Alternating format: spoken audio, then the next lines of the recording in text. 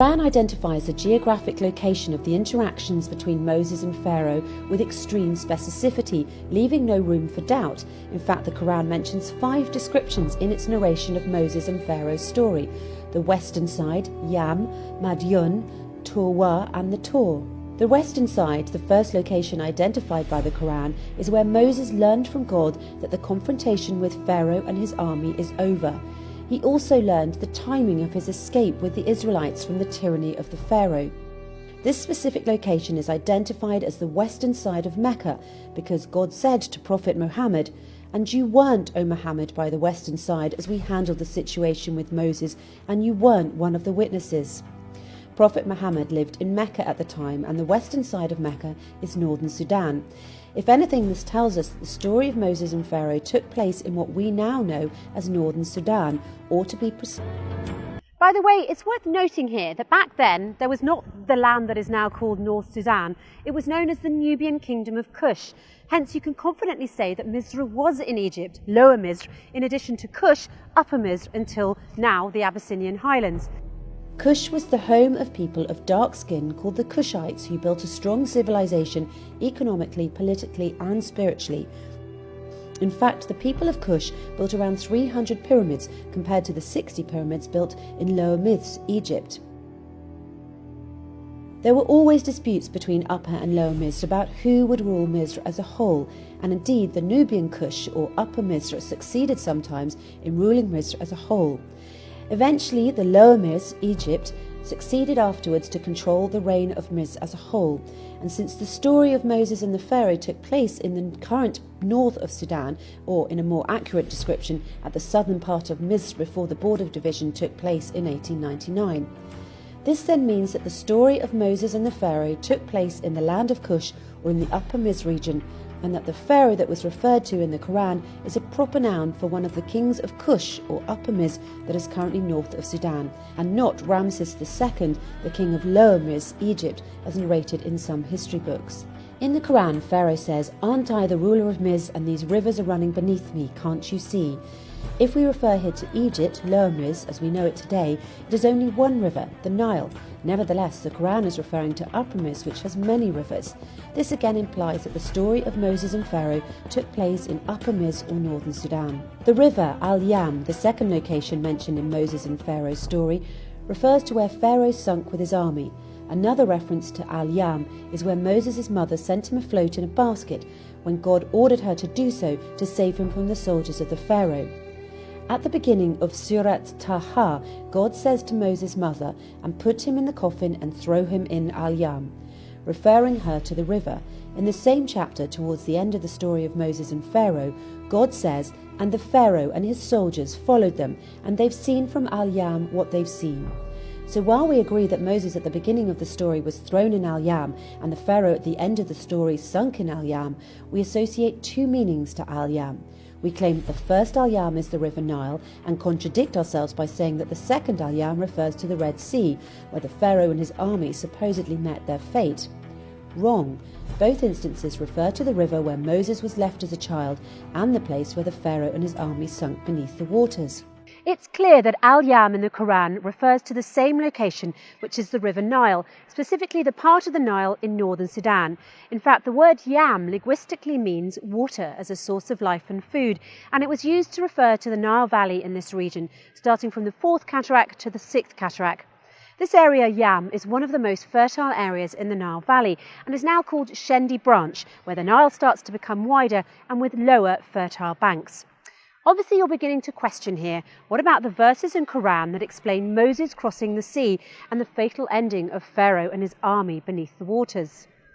The Quran says, "And as we parted the sea, and we rescued you and sunk Pharaoh and his followers while you were wandering." Let's address this. The Quran was revealed in Lesson Arabic, so they understand. Arabs use the word bahra for sea or for any large body of water like oceans, seas, rivers, lakes, etc. For example, in Surat Al-Furqan, "And he who combined water from both seas, one is fresh and drinkable, and the other is salty and not drinkable, and made between them isthmus and carved rocks." Similarly, "And the 2 seas are not equal. This is fresh and drinkable, and this is salty and not drinkable." The Quran here is clearly referring to the sea as a big body of fresh or salty water, whether it's actually a river. Let's continue with the story of Moses and the fourth location mentioned in the Quran in relation to his journey. After Moses settled and had a job and wife in Madian, he stayed there for a long time, but he was determined to go back to Miz. As he was on his way to Miz with his family, he reached the valley of Torah, where God called him, "Verily I am thy Lord, therefore in my presence put off thy shoes, thou art in the sacred valley Torah." The sacred valley Torah is the location where Moses spoke to God. This valley is next to a very high and huge mountainous structure called the Tor. The Quran says, "And we called him from the right side of the Tor and made him draw near to us." This implies that the very high and huge mountainous structure called the Tor is in the same location of the sacred valley of Torah.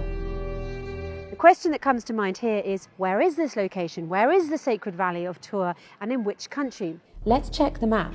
If Moses is returning from his family from Madian, then clearly he would enter Miz from the south, which implies he would pass through Abyssinia and the eastern north of Sudan. Indeed, on the current borders of Sudan and Abyssinia, and specifically on the Abyssinian highlands, is a valley named Tor. You can find this information in the book of James Bruce, a Scottish explorer who was the first to follow the Blue Nile from its source until it meets the White Nile. On the 29th of November 1772, Bruce arrived in Aswan and published his book, Expeditions to Discover the Sources of the Nile, between 1769 and 1773. It's considered one of the most authentic books that examine the River Nile Valley. About his trip from Ethiopia to Egypt, he mentioned a significant piece of information. He referred to a town called Al-Gadarif, a town at the border between northern Sudan and the Abyssinian highlands. Its true name was Tor. Bruce illustrates the map of Miz before the recent borders between the north and the south. On the map you can easily locate Tor next to Abyssinian Heights. From a geographical perspective, Tor, or the city of Al-Gadarif, is located in the Ethiopian hills at the border with Sudan. Rivers flow into this place and create fertile, rich soils that retain water and provide essential nutrients to plants. In fact, it's considered to be one of the top agricultural areas in Sudan, with high, fertile valleys around the rivers of Atbah, State, Al-Harad and Bislam, highly known for corn and sesame all around the world. As for the animal population in Al-Gadarif, around 7 million different types of cattle come from nearby neighbourhoods seeking water and food. God describes this area in the Quran as the blessed spot. The blessing refers to the diversity of the rivers, agricultural crops, trees and food, which applies to the city of Al-Gadarif. This area and Sudan in general is considered to be the food basket of the world. There is no other area as blessed agriculturally as this area in the entire Arabian and African region, just in terms of the number of rivers, the variety of agricultural harvests and the greenery. So what is the story of the very high and huge mountainous structure called the Tor, or the Tower, the fifth location identified in the Quran? And we called him from the right side of the Tor and made him draw near to us. The Tor is a very high and huge mountainous structure and was mentioned in the Quran as the Tor Sina or Sinai, the Tor Sanin, and just as the Tor. It's recorded in Arabic dictionaries and scholars of the science of tafsir that Sinai and Sanin are known Abyssinian nouns. Indeed, if you check the map of the Abyssinian highlands, you will find names like Sanin, Semien, Sina, Senan. In fact, in the Abyssinian highlands you will find a mountain called Debre Sina, or Mount Sinai in English.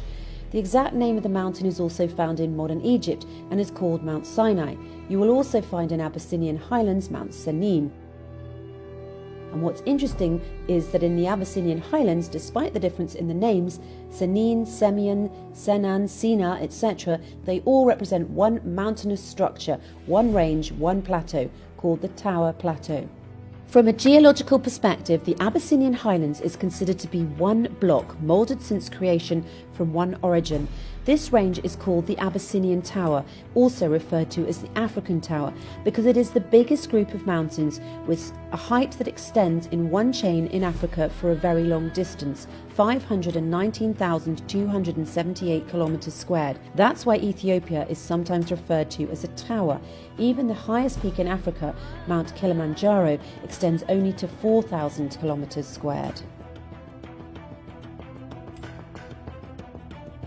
The Abyssinian Heights has been referred to as the African Plateau or the African Roof, with different heights exceeding 4,000 metres to a maximum of 4,500 metres. As for the Sinai or Sina mountain in modern Egypt, its average height is only 2,300 metres, and the area of Sinai altogether is 61,000 kilometres squared. Most importantly, the Sinai that you know today in modern Egypt was not called Sinai in the time of Moses and the Pharaoh. It was called Mafkat, which means the land of turquoise. Also, the so-called Mount of Tor in Sinai in modern Egypt was then called Retho. There is no single evidence of the usage of the name Senin or Sina for any of the mountains in the turquoise land that was later named Sinai or Sina. The Quran has to refer to known nouns with the real names as they were used at the time, and there is no mention of Mafkat or Retho in Moses' story. What was referred to in the story was the Tor Senin and the Tor Sina, which are known nouns from an Abyssinian origin, as documented in the authentic Arabic dictionaries and as illustrated by scholars of tafsir. Let's get back to the terminology that describes the Abyssinian highlands as the Tower Heights. The word tower simply means the highest location from which you can see across the largest possible landscape around you. There's nothing as high and nothing as big as this spot in all of the Arabian and African region. To further simplify this, the word tower originally comes from tour in Arabic. The word tower in French is tour, in Spanish it's torre, in Italian also torre, and in German it's Turm. It's clear they all come from the same word, the Arabic word tour. Of course, this is no coincidence, because if you look in the Oxford English Dictionary, you'll find that the origin of tower is tor. It's also worth noting that there's another name for the Abyssinian highlands, that is, the water tower. This is because it is the water source of the River Nile Valley for all this region south from Abyssinia, north and east from Sudan, and all the way to the Mediterranean. When God swears by the Tor, then he swears by the Abyssinian highlands, or the so-called water tower, the source of the water of the River Nile, referred to as al-Bahra al-Major, or the large body of water kept filled in the Quran. Yes, the River Nile is al-Bahra al-Major, or the large body of water kept filled. Let me clarify this one too. What is the meaning of al-Bahra al-Major? It means the sea that gets full until it floods, and as we know, the flood is a main characteristic of the River Nile. To summarise these meanings and connections, the River Nile originates from the Abyssinian highlands, the water tower, the Tor. Each year there is a flood season, so the soil gets fed with silt. This natural flooding phenomena is what created the first civilization in history, the Nile Valley civilization. Without the flood, there is no agriculture and no civilization. Al-Bahra al-Major, as mentioned, refers to the sea that gets full and floods, thus referring to the River Nile. As we answered before, the word al-Bahra in Arabic and in the Quran is used to refer to both river and sea. In a nutshell, the Tor is the source of al-Bahra al-Major, or the River Nile. At this point, you might also wonder, can there be a water stream that fit the definition of al-Bahra al-Major other than the River Nile? Well, what are the odds for a location that connects all the aforementioned dots, a location that meets the specific characteristics of the Tor Sinin, the Tor, the Valley of Tor, and al-Bahra al-Major, as referred to in the Quran, other than the Abyssinian Heights? To summarise, as Moses was returning to Misr from Midian, Yemen, God talked to him at Tor Valley, that is next to the Abyssinian highlands, the Tor, at the Sudanese-Abyssinian border, which is currently called Al-Gadarif, which was the southern part of Misr before the British colonisation.